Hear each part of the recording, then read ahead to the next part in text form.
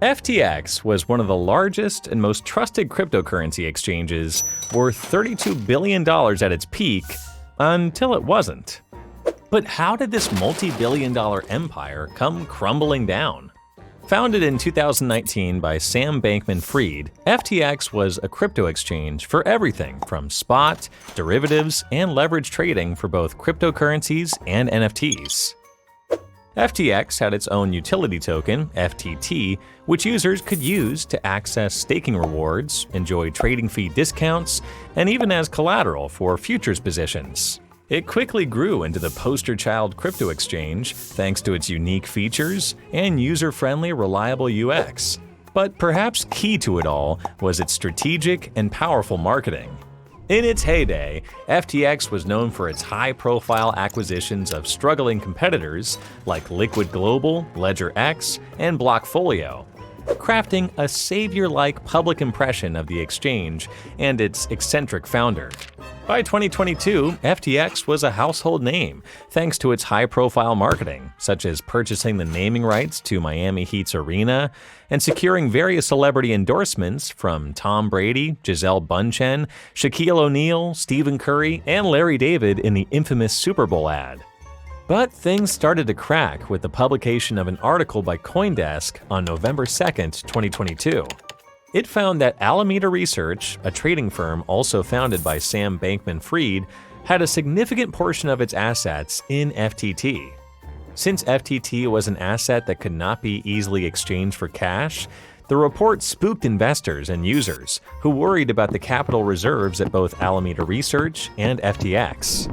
Just 4 days later, then CEO of rival exchange Binance CZ announced he would be selling all of the company's $580 million worth of holdings in FTT.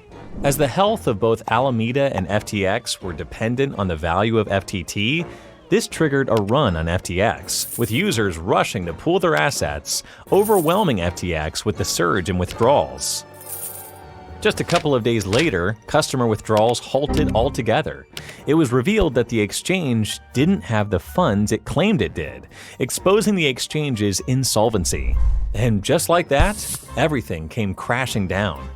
On November 11, 2022, FTX filed for Chapter 11 bankruptcy. Sam Bankman-Fried resigned as CEO and was replaced by John J. Ray III, who is known for leading Enron's bankruptcy proceedings in the 2000s. Ray said in a court filing that he had never seen such a complete failure of corporate controls in his whole career. It soon came to light that FTX had been using customer deposits to cover Alameda Research debts, which were incurred from a mix of risky trades and speculative investments. The funds were also used by Sam Bankman-Fried and other executives for political donations and even lavish personal spending. So this wasn't just a case of poor management, it was fraud.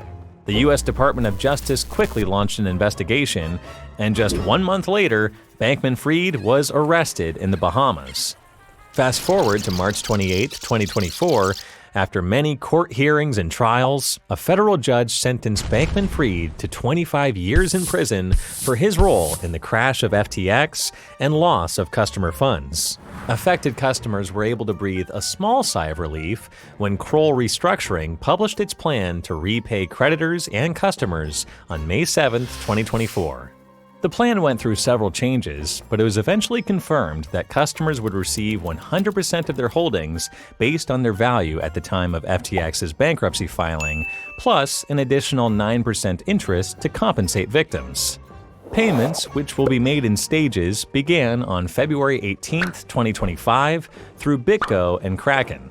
All in all, FTX plans to distribute approximately $16 billion.